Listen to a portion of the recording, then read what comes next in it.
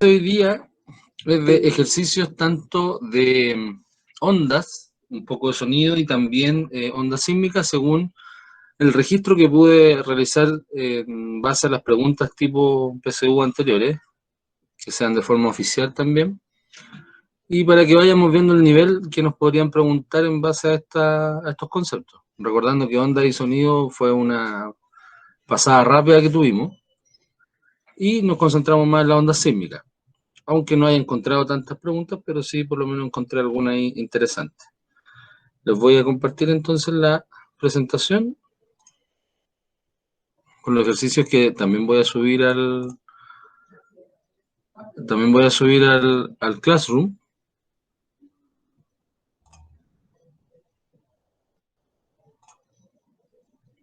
Bien, y como les coloqué ahí, aparece onda sonido y onda sísmica, ejercicios PDT, que hice la selección yo mismo. Ya, ahí hay un tipo de ejemplos que son estos ejercicios que aparecen casi siempre en los ensayos y son sacados de estos universitarios más reconocidos, donde se repiten algunas preguntas y esta es una de las preguntas que más yo por lo menos he visto en torno a las propiedades de las ondas y el sonido. Dice el oboe y el clarinete son dos instrumentos musicales, emiten la misma onda. ¿Cuál es la característica del sonido que permite a una persona distinguir entre el sonido emitido por el oboe y el emitido por el clarinete? O sea, ¿cuál es la distinción de los instrumentos musicales? Ustedes, ¿cuál es la alternativa correcta? ¿El timbre? Exacto. En el caso de los instrumentos musicales y cualquier fuente de emisión de sonido, el timbre depende de la fuente sonora.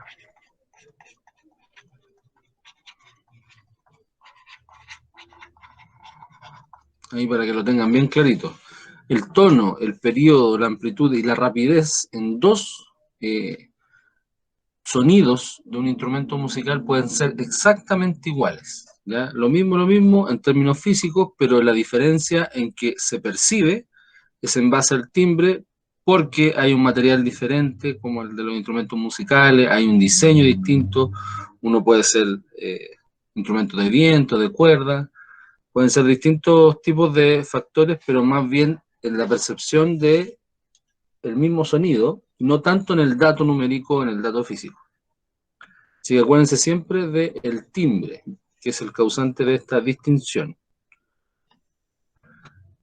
Esta es otra segunda pregunta. Dice, una persona golpea una cuerda de guitarra para emitir un sonido. Si luego golpea la cuerda con una mayor fuerza, en el mismo punto anterior, ¿cuál de las siguientes características de la onda sonora que emite la cuerda cambiará? Aquí el dato importante es que lo va a hacer con mayor fuerza, pero en el mismo punto de la cuerda. Y ahí tienen ahí está la pista de esta pregunta. ¿Cuál cambiará? ¿La amplitud, la frecuencia o la velocidad? ¿Qué creen ustedes?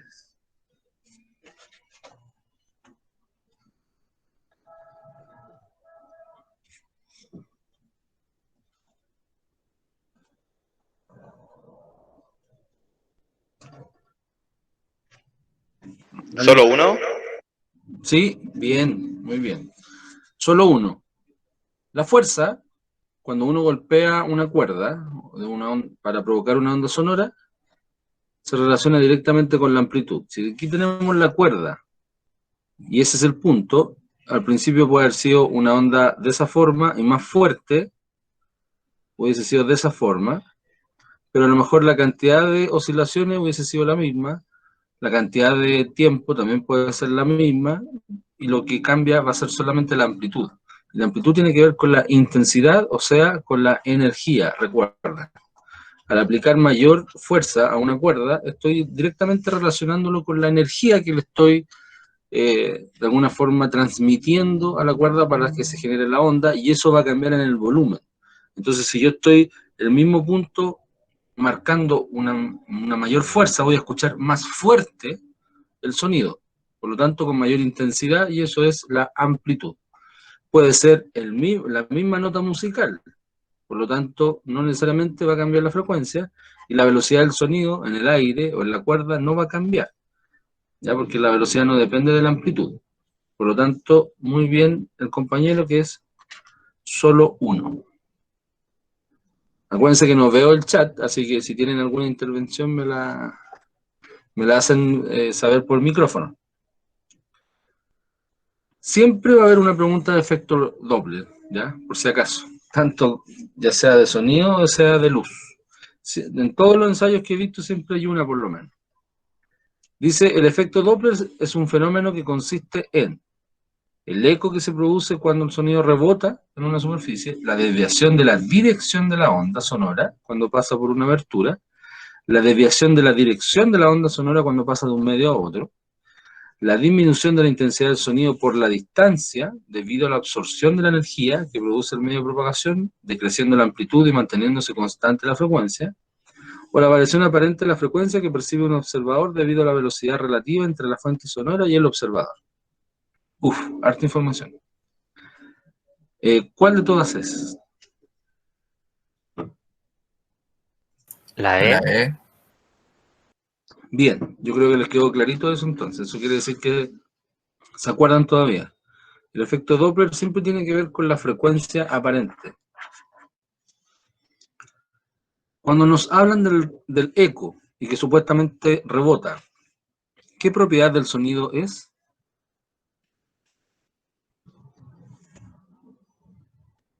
Reflexión. Reflexión.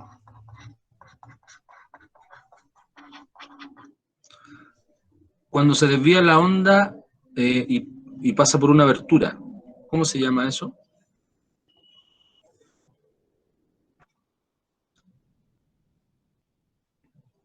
Una de las propiedades del sonido.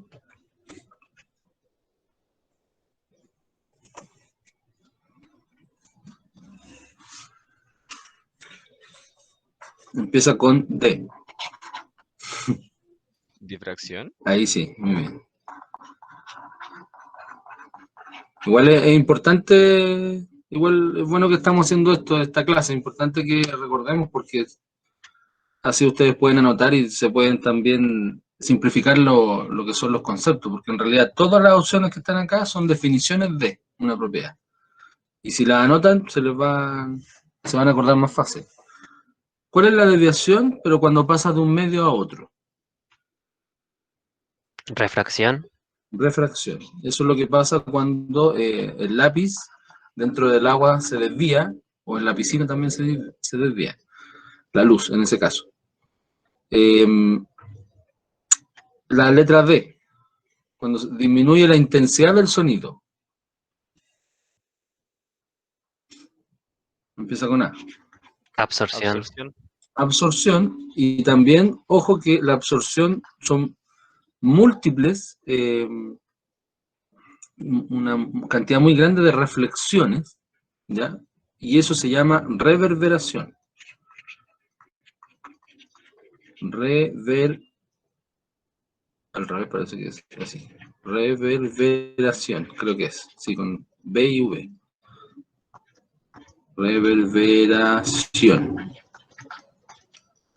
¿Ya? Reverberación significa que rebota muchas veces y rebota tantas veces o reflexiona tantas veces que al final la intensidad baja hasta absorberla. Bien, ahí tenemos la pregunta 3 que sacamos más información de lo que creíamos. Número 4. ¿Qué característica de una onda sonora se relaciona con la intensidad? Frecuencia, amplitud, energía. 2 y 3. Perfecto. 2 y 3. Eso quiere decir que la frecuencia no, ya que esta se relaciona directamente, puede haber sido con el periodo o también con la velocidad. ¿Ya? Eso va a depender de la pregunta en este caso, pero solamente cuando hablamos de intensidad estamos hablando del volumen del sonido o el volumen, la energía que tiene el sonido en este caso o cualquier onda. ¿Qué característica del sonido permite distinguir entre un sonido fuerte y otro débil? Fuerte y débil.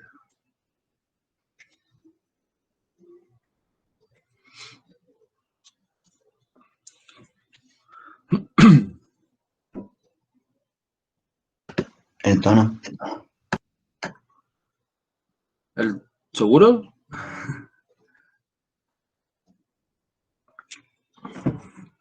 Fuerte y débil. Tiene relación con lo que La salía amplitud. adelante, con la cuerda. Eso. Cuando hablamos de tono fuerte o débil, tiene que ver con la intensidad. Intensidad. El tono puede ser agudo o grave. Ya para que ahí lo vayan anotando, se les queda ahí en la retina. El timbre ya lo vimos, el periodo se relaciona directamente con el tono también, el inverso, y la rapidez se mantiene constante en el sonido en el aire, así que no deberíamos tener problemas con eso. La amplitud se relaciona directamente con la intensidad y se clasifica en fuerte o débil.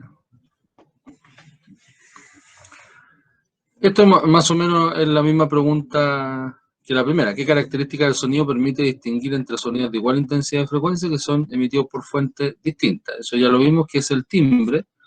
Y justamente la definición del timbre es la que está acá. Entonces ustedes podrían colocar, si quieren saber la definición de timbre, es justamente todo eso, empezar de ahí. Propiedad del sonido que permite distinguir, con fuentes distintas. La misma intensidad pueden tener, la misma frecuencia, pero se escuchan diferentes. La número 7, esta también es una pregunta importante porque tiene que ver también con efecto Doppler, pero más que efecto Doppler es con propiedades de las ondas en general. Dice, en la figura se muestran dos cuerpos, P y Q, que pueden moverse sobre un mismo camino horizontal. P emite un sonido de frecuencia F0. Si la velocidad de P es... si Vp es la velocidad de P, Vq es la velocidad de Q, ¿cuál de las siguientes situaciones permite que Q perciba el sonido que emite P con una frecuencia mayor que F0 en el momento en que se muestra en la figura? O sea, ¿cuál de todas estas opciones nos permite de que la percepción de Q sea de que la frecuencia del sonido que está emitiendo P sea más grande que F0, sea un mayor valor de frecuencia? Vean bien las opciones y díganme cuál de las 5 podría ser.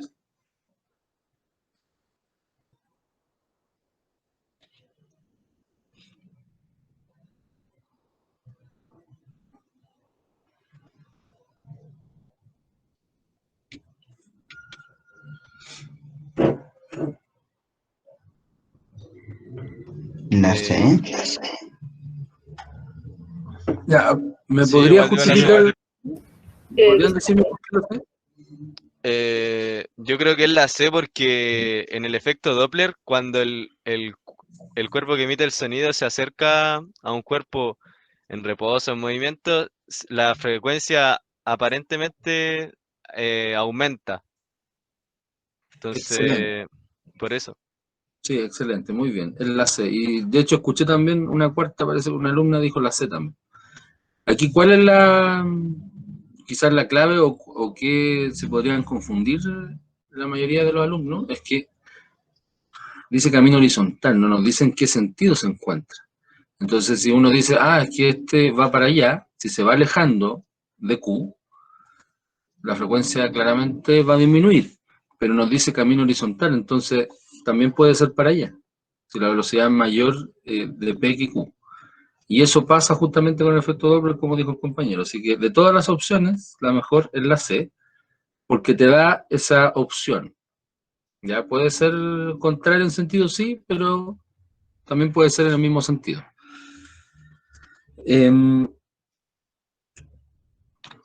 Seguimos. Esto ya un poquito más de lo que hemos visto nosotros, más de materia concreta y propiedades de la onda. La siguiente figura representa el perfil de una onda periódica que se propaga en un medio homogéneo. Respecto de la información anterior, ¿cuántas longitudes de onda hay entre P y Q?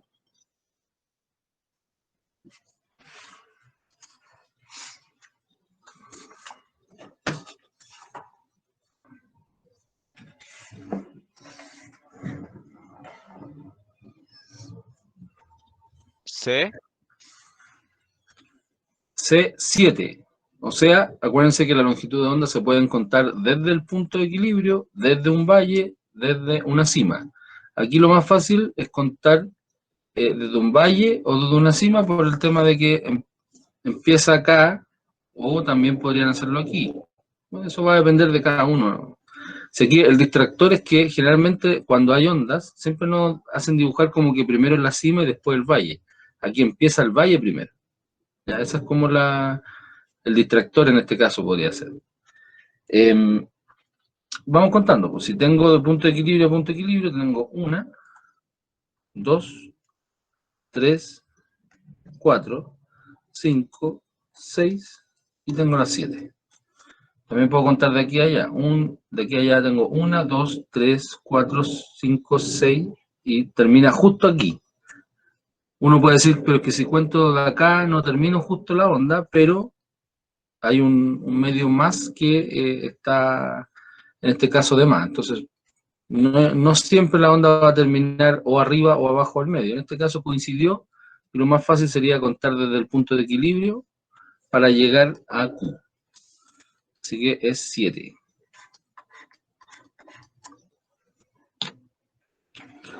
Lee la siguiente definición. Persistencia de un sonido en un recinto cerrado después de suprimida la fuente sonora. ¿A qué fenómeno auditivo corresponde esta definición anterior? Le dan las opciones. Exacto, reverberación.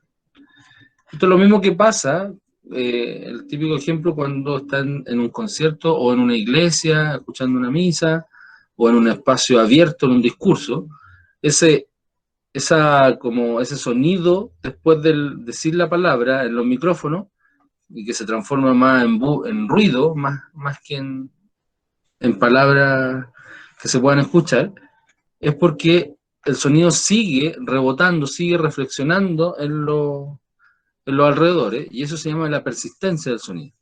¿Ya? Entonces, como pasa todo el rato y cada vez pasa más, que hasta al final no se entiende mucho lo que se habla en ese espacio abierto, perdón, en el recinto cerrado, eso se llama reverberación. Ya lo que les decía adelante, una infinita cantidad de reflexiones o rebotes del sonido. Considera una onda longitudinal, que es, dice que C horizontal, debería decir que es horizontal en dirección al punto Q, con velocidad de propagación V, como se muestra en la imagen. Según la información anterior, ¿cuál de los siguientes esquemas representa mejor la dirección de propagación de las oscilaciones R cuando la onda pase por ese punto? Sería el punto Q. Aquí hay un juego de palabras que al final hacen que la pregunta sea difícil, pero no es tan difícil.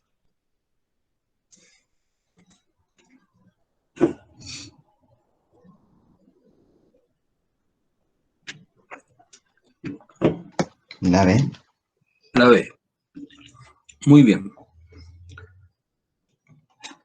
¿Por qué? Cuando es una onda longitudinal, casi toda la información funciona como distractor, porque si yo tengo una onda longitudinal como si fuera un resorte, va a seguir esa onda por ese punto y por ese punto también va a seguir siendo longitudinal. Y la característica que tiene la onda longitudinal es que las partículas se mueven en la misma dirección, no en el mismo sentido, porque el sentido va cambiando. De hecho, cuando uno estira un resorte, lo que hace el resorte es contraerse varias veces y cambiar de sentido, pero no de dirección. Por lo tanto, las partículas se mueven derecha, izquierda todo el rato para poder avanzar, y van avanzando en la misma dirección que sería de P a R y de R a Q. Por lo tanto, las partículas deberían moverse de esa forma. Lo que pasa es que la pregunta acá dice dirección de propagación de las oscilaciones R. Oscilaciones R no están hablando de las partículas de R o de las partículas de la onda. En sí, la onda como tal se mantiene. Ya, y tiene la misma dirección. Ya, esta es de cálculo. Una onda sonora tiene una frecuencia igual a 20 Hz. Entonces, ¿cuál es el periodo? En forma mental, ¿lo podrían sacar? B. B. periodo, recordando que es 1 partido en F, 1 dividido en 20 Hz. Y eso es lo mismo que decir 0,05 segundos, recordando que el Hertz tiene que ver con los segundos y un medio es 0,5. Si le agrego un 0 abajo, tengo que agregar un 0 acá. Ya, por eso las otras opciones son netamente distractores en términos matemáticos más que nada. Un péndulo demora exactamente 6 segundos en realizar 12 ciclos completos. Según esta información, ¿cuál de las siguientes características de este movimiento oscilatorio mide 0,5 segundos?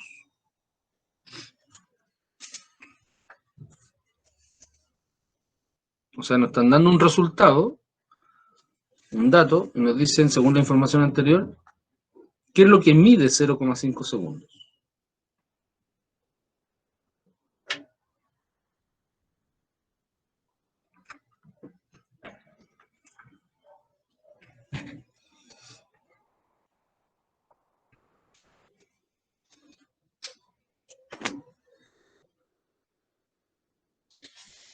¿Nadie?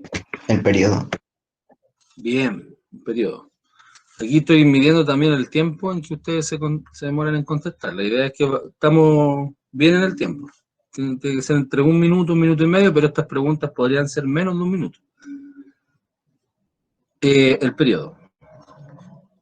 Primero, aquí nos dicen que mide 0,5 segundos.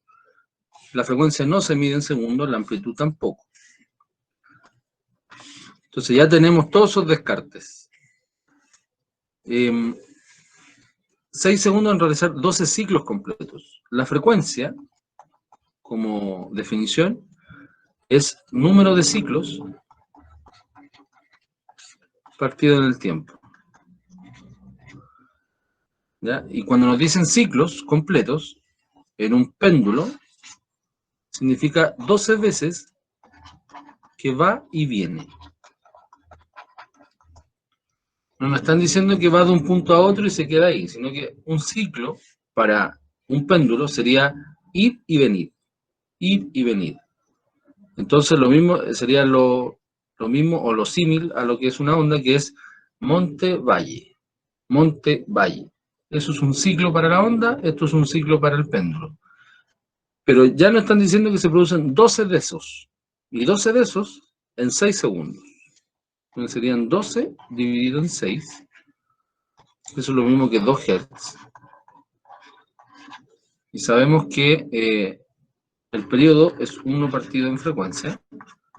Por lo tanto, el periodo es 1 medio de Hz. Eso es lo mismo que decir 0,5 segundos. O sea, cada ciclo completo demora medio segundo en cumplirse y eso tiene que ver con el periodo. Aquí es donde puede haber la confusión entre la mitad de su periodo, por lo que yo les decía del va y viene.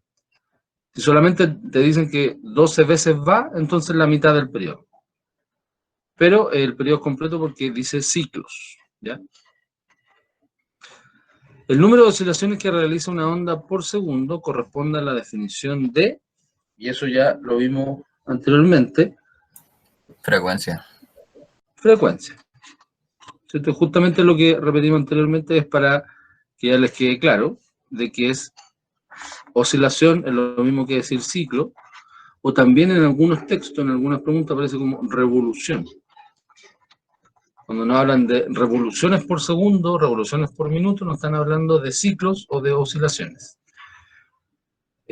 Con respecto a eso, cuando nos aparece el término RPM, ¿qué es lo que significa? Revolución por minuto. Y eso significa que son vueltas por minuto. Si yo lo quiero pasar a revoluciones por segundo o hertz, ¿qué tengo que hacer? Matemáticamente. Dividirlo en 60. Dividirlo en 60. ¿Ya? Eso es lo mismo que pasar de segundo a minuto. Porque hay que dividirlo por 60 y no multiplicarlo, siendo que de minuto a segundo se multiplica, Porque si a mí me dicen 100 revoluciones por minuto, no puedes tener más de 100 por segundo. Se supone que son 60 segundos un minuto, por lo tanto deberían sumar todos los segundos hasta llegar a 100. Por eso hay que dividirlo, ¿ya? De revoluciones por minuto hay que pasarlo a RPS o Hertz dividiendo en 60. Es un dato extra para que lo tengan en consideración. ¿Qué tipo de ondas son las sísmicas y las que se propagan en un resorte? Ahí aparece el tema de la onda sísmica. Mecánicas longitudinales, transversales.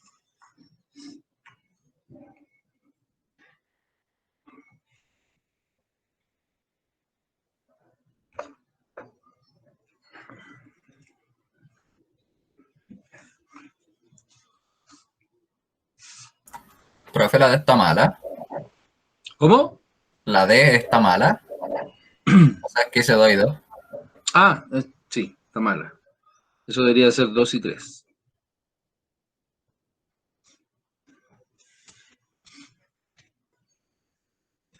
¿Qué creen ustedes? La 1, 2 y 3. Ambas, las ondas sísmicas y un resorte, son mecánicas. Estamos claros que el resorte es longitudinal, es como la pista. Las ondas sísmicas pueden ser longitudinales, sí, preferentemente la onda P. Y transversales también la onda S. Ya acuérdense, la primaria y la secundaria.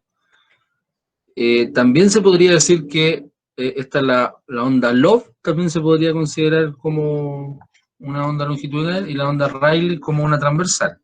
Pero directamente la primaria y la secundaria ya son definidas como longitudinal y transversal y por eso esta es más rápida, es la primera que llega. Así que todas se pueden considerar.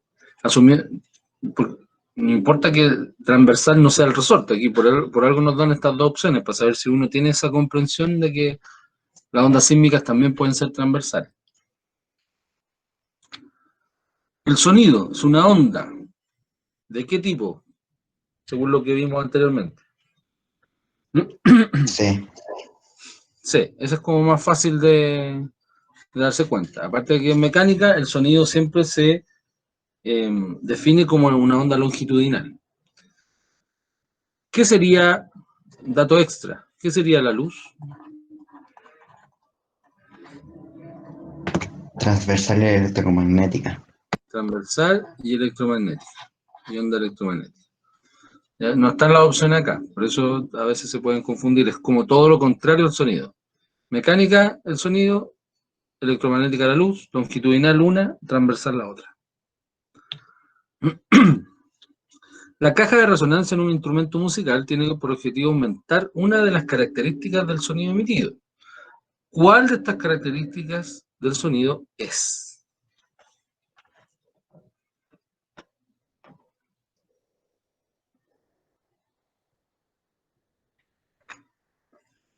Dicen D en el chat. Ah, ya. D. Y eso está correcto. No tengan vergüenza a decir el micrófono, si al final no los veo tampoco. Solamente los quiero escuchar para saber si saben. En realidad, cualquier instrumento musical, lo que quiere lograr en sus notas o en su sonido, no es cambiar ninguna de estas cosas. Se puede hacer por descarte, de hecho. Porque la idea es no cambiar el sonido original. La idea de los instrumentos en sí se mejoran para que se escuche más fuerte, para que se logre escuchar más fuerte a las personas y logren quizás abarcar mayor terreno, pero no cambiar lo demás, que si no cambiaría todo lo que se está haciendo. Por lo tanto, la resonancia lo que quiere hacer es solamente aumentar la intensidad como una interferencia constructiva. Esa es la idea, de que haya la propiedad de las ondas que sea interferencia constructiva y por lo tanto que aumente la amplitud. Ya acuérdense que la destructiva es lo contrario cuando se anula. Otra pregunta de Doppler. Un automóvil que emite un sonido de cierta frecuencia se mueve a rapidez constante alejándose del punto A. Ahí ya no están dando el sentido. Y acercándose al punto B, donde hay sensores que miden la frecuencia sonora.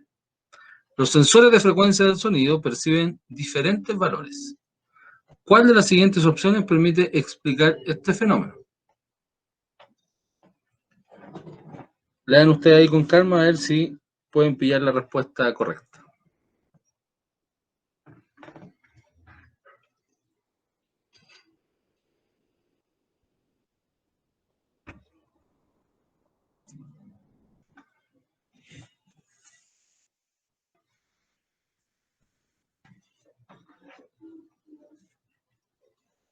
La E. Exacto. Los frentes de onda sonora que emite el automóvil alejándose llegan más separados al sensor A. O sea, si va el auto hacia allá y este sonido se va emitiendo, aquí donde viene la percepción que decía el compañero, mientras más cerca estoy se percibe más frecuente porque te llegan las ondas con una mayor rapidez a tu oído y eso hace sentir como que la frecuencia aumenta. Cada vez que se aleja, esto va a demorar en llegar, el frente de ondas que se llama, y aquí se va a producir mayor distancia. Y esa mayor distancia nos va a provocar entonces que, al tener más separación, vamos a tener distinta percepción de la frecuencia, en cambio aquí van a llegar con una mayor frecuencia si es que me estoy acercando. ¿Ya? Ahí es donde está el efecto Doppler también considerado en una de las preguntas. Dos instrumentos musicales emiten ondas sonoras de igual frecuencia. ¿Qué se puede afirmar sobre sus sonidos? Vean cuál de las opciones es.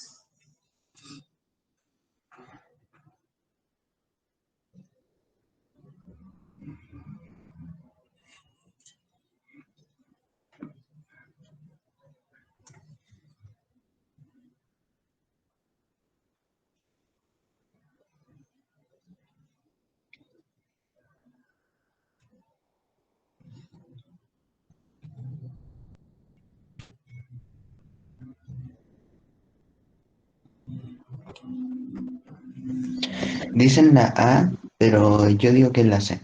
Así que ahí hay dos. Ahí tenemos contradicciones y no sé si estarán bien las dos.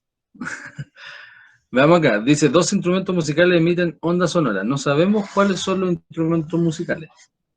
Ya no sabemos si son de la misma fuente o no. Solo sabemos que tienen igual frecuencia. Frecuencia, es decir, que tienen el mismo tono, y el tono es lo mismo que decir altura. Ya, para que lo sepan. Altura no tiene que ver con la altura que nosotros vemos en mecánica, que algo es más alto, más bajo, y eso lo confunden generalmente con la intensidad. Altura tiene que ver con el tono. Entonces aquí nosotros podemos decir agudo o grave. Ya, en cambio, cuando me dicen amplitud, estoy hablando de qué tan intenso es. Y esto yo lo puedo dividir en fuerte o débil.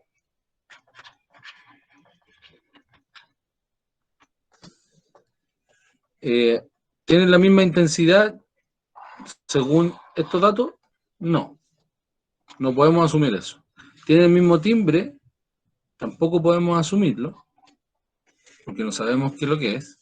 ¿Tienen el mismo timbre e igual rapidez de propagación? No sabemos. Por esto. Porque no nos dicen si son iguales o no.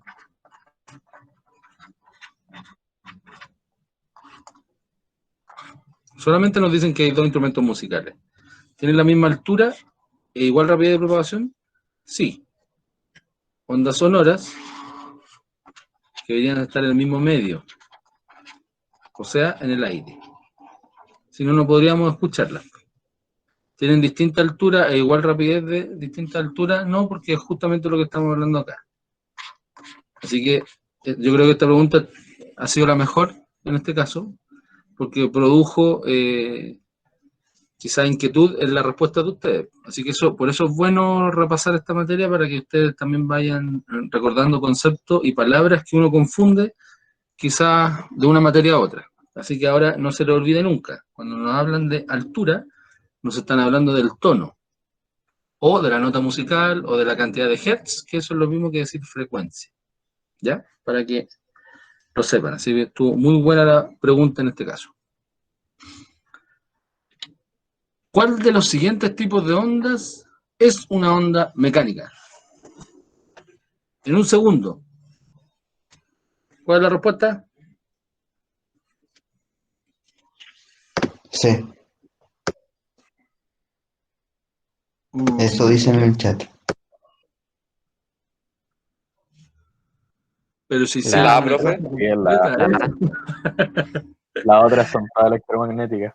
Ya no me asusten, pues chiquillos. Sí, pues hicimos todas las 2 clases de ondas sísmicas. Po. La onda sísmica es la mecánica. Microonda, onda de radio, luz e infrarrojo son ondas electromagnéticas. Están en el espectro electromagnético. ¿Ya? Hagamos una especie de repaso. Muy simple.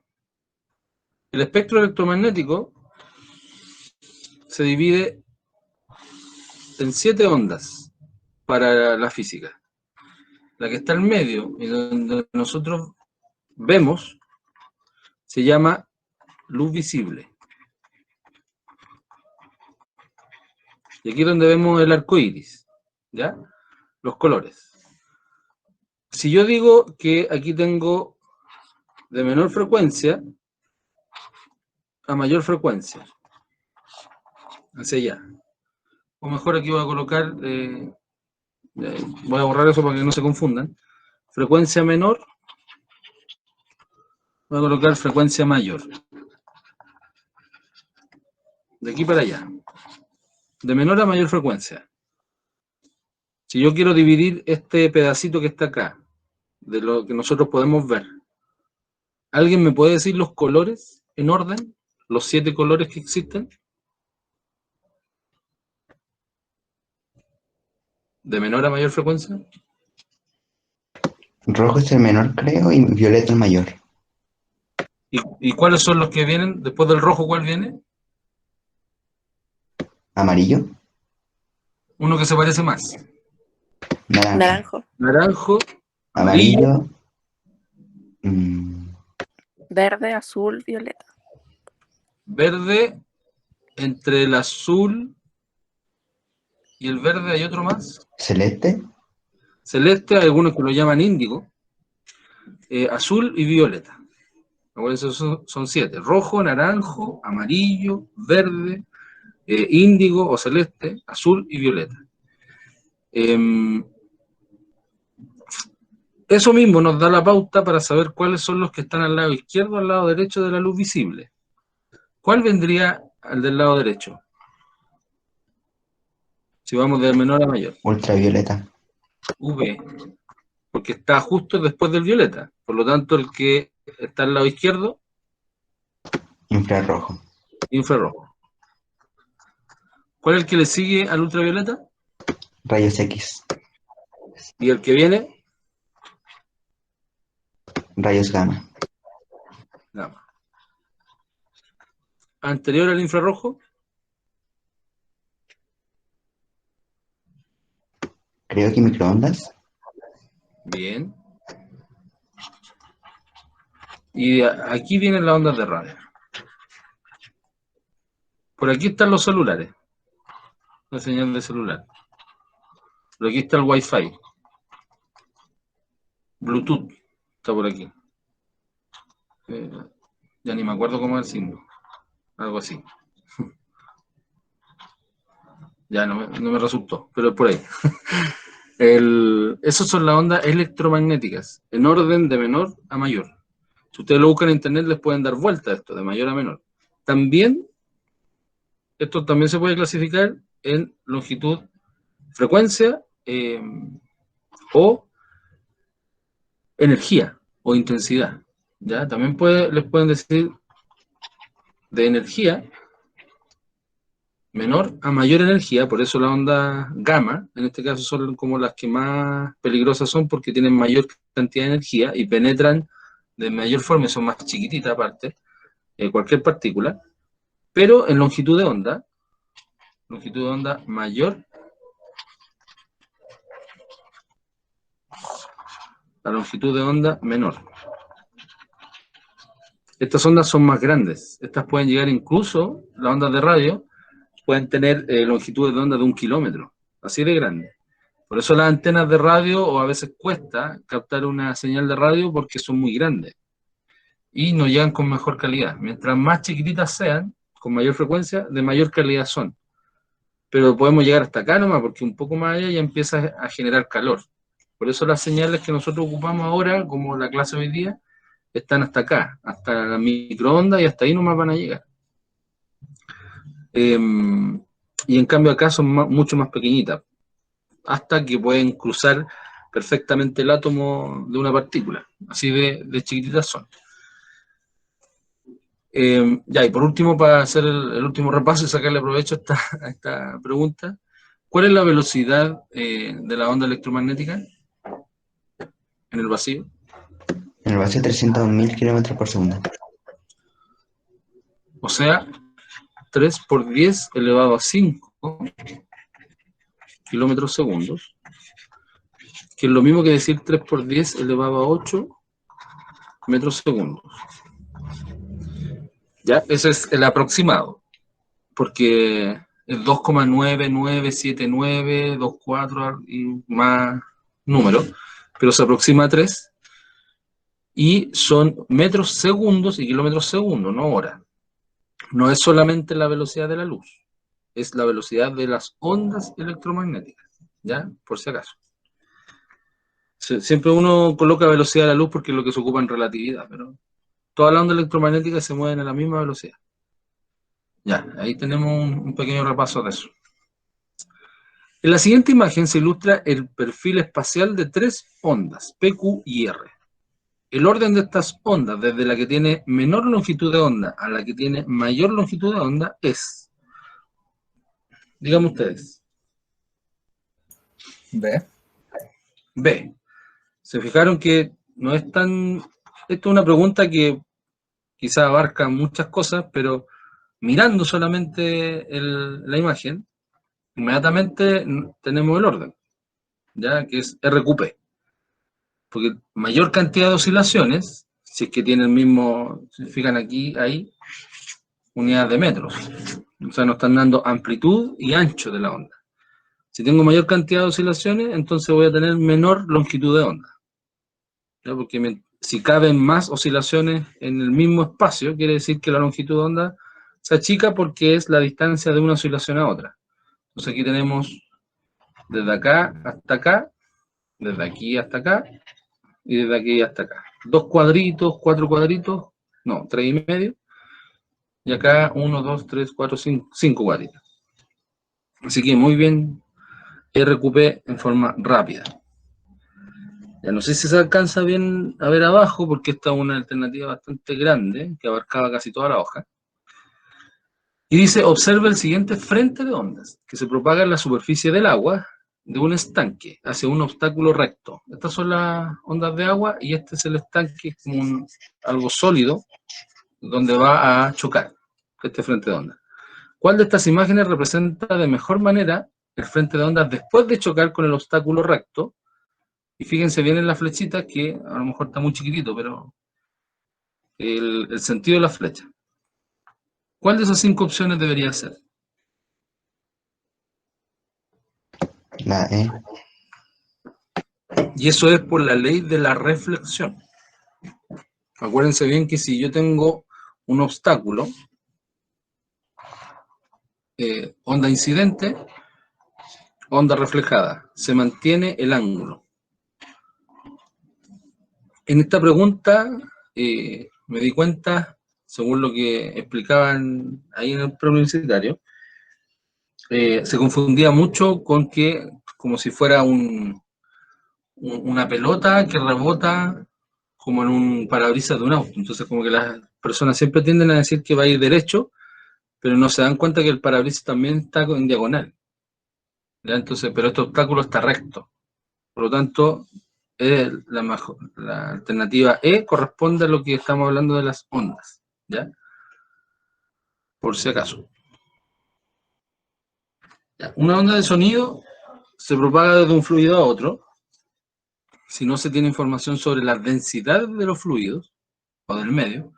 Entonces solo se puede afirmar correctamente que, al pasar de un medio al otro, la onda sonora. ¿Qué es lo que se puede decir según esta propiedad de la refracción? ¿Su frecuencia? Bien, mantiene siempre su frecuencia. ¿Ya? Eso quiere decir que si en el sonido, por ejemplo, si pasa de un medio a otro, no va a cambiar la nota musical, por ejemplo. O sea, si hay una nota La, que pase de un medio sólido a un medio líquido a uno gaseoso, va a seguir siendo la misma nota, pero se va a escuchar de forma distinta porque van a cambiar la longitud de onda y va a cambiar la velocidad. La frecuencia se mantiene. En el caso de la luz, cuando uno está en la piscina y ve la refracción, uno no cambia de color el cuerpo. El color se mantiene, que el color tiene que ver con la frecuencia, pero cambia la dirección. Eso quiere decir que cambia la velocidad y cambia la longitud de onda, pero no la frecuencia. Así que siempre en refracción se mantiene la frecuencia. F constante. Ya para que no se lo olvide. Una fuente sonora que se mueve a velocidad constante, B, emite una frecuencia constante, F. Ahí está como bien rara como terminaron la palabra, eso debe estar mal. Hay tres observadores, P, Q y R, quienes perciben una frecuencia distinta a F. Quienes perciben una frecuencia distinta a F. El orden de estas frecuencias percibidas desde la que tienen mayor frecuencia a la que tienen menor frecuencia es. Fíjense que se está moviendo y se está moviendo en una dirección diagonal. En ese sentido, aquí está Q, aquí está P, aquí está R, y nos están preguntando cuál es el orden de las frecuencias percibidas desde la que tiene mayor a la que tiene menor, según el oído de estas tres personas. La A. La A. Bien. Por lo que dijimos delante por el efecto Doppler. Si me voy acercando, voy a escuchar una mayor frecuencia, y la que va a estar más cerca va a ser Q. Luego, si esta está en diagonal hacia allá, la siguiente más cercana va a ser P y la más lejana va a ser R. Por lo tanto, si esta pelotita o esta fuente va de aquí a acá, va a estar más cerca aquí, más cerca acá y más lejos allá. Ya por un asunto de casi vectorial. Ya les voy a dejar entonces hasta la 30 para que ustedes la hagan, de la 24 a la 30, porque son preguntas que tienen que ver con onda y sonido, para que no se nos vaya toda la clase en esto. No son preguntas tan difíciles, más de concepto, la mayoría. Ahí. Y estas son las que yo encontré en internet, donde algunas son un poquito más fáciles que otras, porque son preguntas que han aparecido en ensayos anteriores. Hay algunas que las saqué del Pedro Valdivia y otras que han aparecido directamente en la PSU. Son solamente 10 las que pude encontrar. Después voy a tratar de encontrar más y las voy a subir ahí al Classroom. Esta es fácil, porque lo vimos ayer. ¿Cuál es el instrumento que se mide para, o sea, el que se usa para medir movimientos telúricos? ¿Cómo se llamaba? La E. Sismógrafo. Ya, estos dos no existen. Y si existe, el vibradómetro es para algo muy específico y tiene que ver con experimentos casi a nivel molecular. Ya no tiene nada que ver con macro construcciones y no existe en esta área. Hidrógrafo y pluviómetro tienen que ver más que nada con el agua, con la cantidad de agua tanto que cae desde la lluvia, como la cantidad de agua que arrastran las mareas. ¿Ya? Así que claramente está más fácil porque la palabra lo dice sismógrafo, mide sismo. Aquí hay un... no le pude sacar el fondo, así que me pueden demandar Pedro Valdivia ahí atentos si es que pasa, si es que ven este video. Las ondas que se generan en un sismo cumplen ¿qué? Las ondas P llegan a todos los puntos del planeta. Las ondas S no pueden llegar a todos los puntos del planeta. Y la 3, donde llegan las ondas S, también llegan las ondas P. ¿Cuál es verdadera? Acuérdense de lo que nosotros hablamos de la Tierra, y había un esquema donde en un sismo iban las ondas S, iban las ondas P. Se encontraban con el núcleo y algo pasaba acá, o se encontraban con el manto. No sé si se acuerdan. ¿La E, profe? 2 y 3, las ondas S no pueden llegar a todos los puntos del planeta ya, eso es correcto. No pueden llegar todo al punto porque las ondas S tienen, como son menos rápidas, las secundarias se encuentran con una densidad mayor, generalmente se absorben y no se desvían como las P. Donde llegan las ondas S, también llegan las ondas P, eso es incorrecto, porque justamente es como lo contrario a la 2. Pero las ondas P llegan a todos los puntos del planeta, ¿podrían llegar o no? Creo que sí. Oh, Claro. sí. Ya, según lo que dice el Pedro Valdivia en la respuesta, esta es correcta. Ya, porque tampoco nos dicen desde dónde, no nos están diciendo de que las ondas P de un solo sismo pueden llegar a todos los puntos del planeta. Solamente nos dicen las ondas P. ¿Ya? Ahora, como dice ahí la palabra, las ondas que se generan en un sismo, podríamos decir, claro, pues este sismo no va a llegar la onda P acá, porque también se producen sombras, ¿no se acuerdan? Pero sí, según las imágenes que nosotros vimos, acuérdense que habían unas ondas que iban para allá, después rebotaban aquí, se reflexionaban acá, y podían llegar acá, como también podían llegar acá. Entonces las ondas P, si bien es cierto, no pueden hacer esto en forma vertical, sí lo pueden hacer desviándose según lo que decía la científica, Inge Lehmann. Entonces podrían llegar acá, podrían llegar aquí, a todos los lados, menos en forma vertical. Ya, eso el Pedro de Valdivia lo considera como que son todos los puntos del planeta.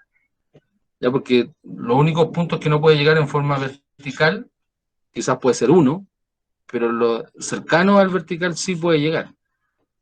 Entonces sí se considera, en este caso, como que las ondas P pueden llegar a todos los puntos del planeta sin ningún problema. No quiere decir que lleguen literalmente a todo el planeta, sino que son todos los puntos principales de las ondas que pueden llegar.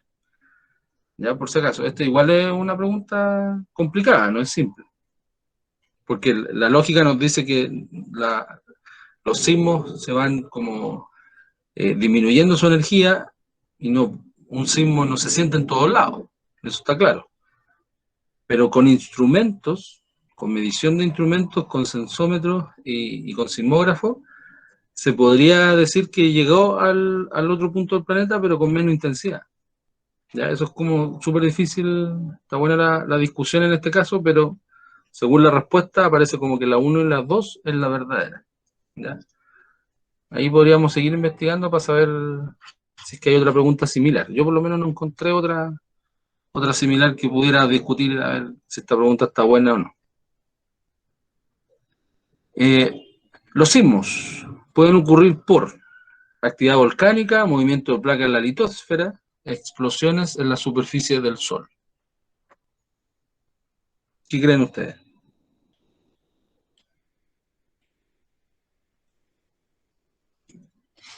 Dicen D. Actividad volcánica, sí. Pueden haber sismos que no tengan que ver con literalmente con la corteza o la litosfera. Las placas sí. Esto no se ha visto. Por lo menos no se ha visto registro de que porque haya una radiación solar muy grande o una explosión solar, hayan sismos, porque de hecho el campo magnético los desvía. Entonces, por el momento, la D es la más correcta porque la 3 no se tiene en registro. Ya, podría ser, quizá, pero no se tiene registro. Los sismos son originados en un punto bajo la superficie terrestre llamado, fácil, hipocentro, muy bien. El radio aproximado de la Tierra es 6.300. 6.300 kilómetros. Aquí hay distractor, igual uno puede dudar, ¿ya? Si uno no se lo sabe de memoria, uno podría decir cualquier otro. Son 6.270, algo por ahí. 20.000 metros es muy poco, son 20 kilómetros no más, entonces por descarte no. 300 kilómetros tampoco, ya, también sigue siendo muy poco, sobre todo la distancia que nosotros conocemos en nuestro país, este y ese no. Ese podríamos dudarlo, ¿ya? Pero si uno lo divide en 1.000, nos queda 600 kilómetros, que para la Tierra sigue siendo poco. Es parecido a lo que está acá. Por lo tanto, 6.300 kilómetros es la respuesta correcta. Esta es una pregunta que apareció en el 2010 en la PSU y dice, con respecto a la intensidad y la magnitud de un sismo se afirma que. Esto es importante porque siempre nos van a hacer dudar con estos dos conceptos que son intensidad y magnitud. Entonces uno como que tiene que tener en la retina que intensidad relacionarla con una escala y la magnitud con la otra, ¿ya? Más que la explicación en sí, qué significa cada una. La magnitud se relaciona con la cantidad de energía liberada. La escala Mercalli modificada se utiliza para medir la magnitud. La intensidad se relaciona con los efectos y datos producidos en un lugar determinado. ¿Cuál o cuáles son correctas?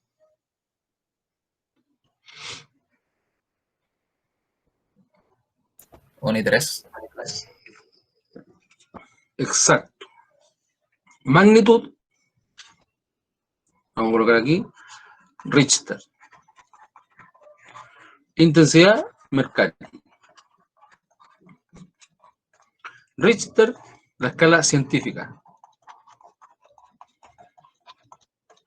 que va de 1 a 9, pero le vamos a poner 10 porque ya sabemos que existen más de 9 algunos sismos.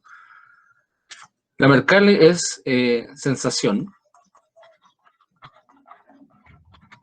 y que va de 1 a 12.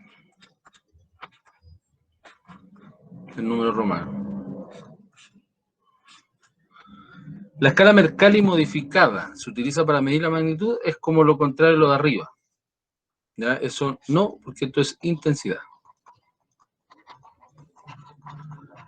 Esto es correcto, porque la escala científica, la Richter, mide energía.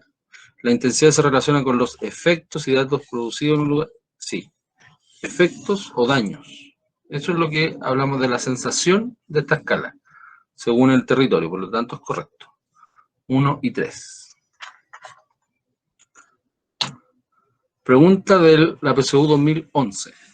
Respecto a los movimientos sísmicos, se afirma que el hipocentro o foco de un sismo corresponde al lugar al interior de la Tierra donde se origina.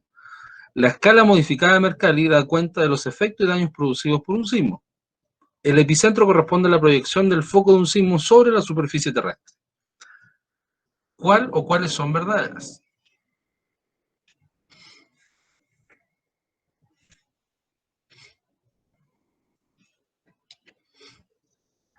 La E. Muy bien, todas son verdaderas. Eso es lo que vimos en las clases anteriores y apareció el 2011. Esta pregunta se repitió con la anterior porque la anterior era del 2010. El año posterior hicieron la misma pregunta, donde Mercalli también tiene que ver con los efectos, le cambiaron las palabras nomás. Y el epicentro sí es la proyección. Se entiende que es la proyección en forma vertical. Si no hubiesen puesto aquí diagonal o cualquier otro concepto más, hubiese sido falsa. Pero proyección significa proyectarlo de forma vertical, por lo tanto la E es la correcta. Esta apareció en la PSU 2016. Respecto a las escalas de Richter y de Mercalli para movimiento sísmico, ¿cuál de las siguientes afirmaciones es correcta? Mercalli se usa cada vez menos debido a sus imprecisiones. Ambas se miden con sismógrafos, pero de diferente tipo. La escala Richter se puede emplear con sismos de cualquier intensidad, pero no la de Mercalli. La escala de Richter mide la intensidad del sismo y la de Mercalli mide la energía liberada. La escala de Richter mide energía liberada de un sismo y la de Mercalli los efectos destructivos. La E. La E. Inmediatamente la E por definición es la más correcta. Y fíjense que 2010, 2011, 2016, la misma intención de la pregunta. Richter, energía, por lo tanto mide lo que es magnitud. Mercalli, efectos, lo que mide la intensidad. La escala de Mercalli se ocupa cada vez menos en sus impresiones. De hecho, nosotros dijimos que cada vez se ocupa más. Porque sabemos que los territorios son todos distintos, por lo tanto, se ocupa más según la ciudad en donde uno se encuentra. ¿Ambas se miden con sismógrafos de diferente tipo? No, no ambas. Solamente Richter. Ya la otra es según la destrucción. ¿Se puede emplear con sismo de cualquier intensidad, pero no la de Mercalli? No. Mercalli también. Cualquier tipo de sismo también está dentro de la Mercalli. ¿Sí? La diferencia es que la Mercalli solamente mide lo que pasó en la superficie. Pero todos los sismos entran. No es que la Mercalli sea como clasifique solamente a los que son más fuertes, a los que son más débiles, no. La escala Richter mide la intensidad del sismo y la de Mercalli la energía. De hecho, al revés. Esto está al revés. Esta salió el año pasado. ¿Cuál de las siguientes afirmaciones respecto de las ondas sísmicas P es siempre correcta? Lean ustedes, díganme ahí cuál es siempre correcta.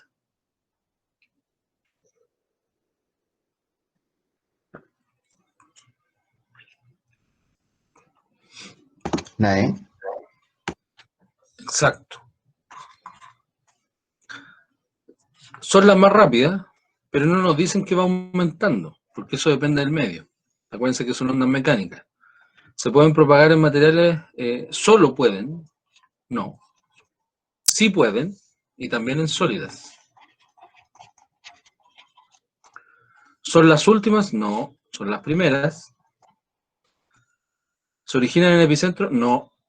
Son las del hipocentro. No aumenta. Son las más rápidas, pero sí... ¿cómo se llama? No podemos asegurar que aumente. Eso. ¿Es posible detectarla en cualquier sismógrafo? Sí. ¿Ya? Porque son las primeras y se pueden detectar tanto en sismógrafos que están lejos, cerca, en altura, en tierra, da lo mismo.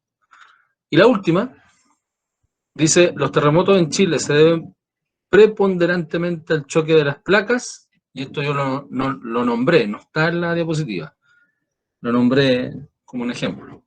¿Quién se acuerda?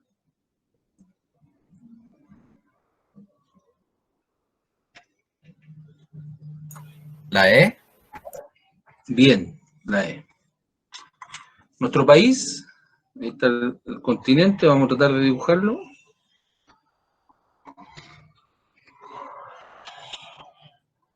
Ahí me quedó más o menos.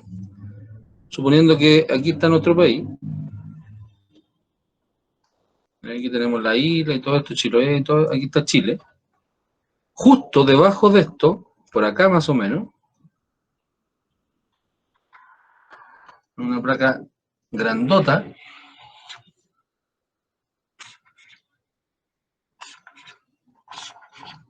que se llama placa continental o sudamericana. Y que engloba todo esto, incluso hasta el océano Atlántico. Y nosotros somos como lo más alto de esta placa, que se llama continente. Si sacamos el agua, tenemos ese tipo de forma. Para el lado de acá,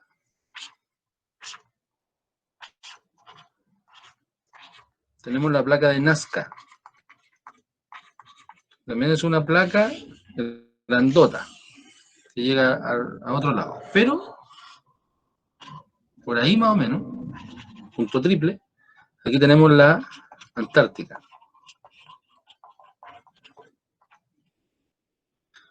Y justo aquí en este punto está Valdivia.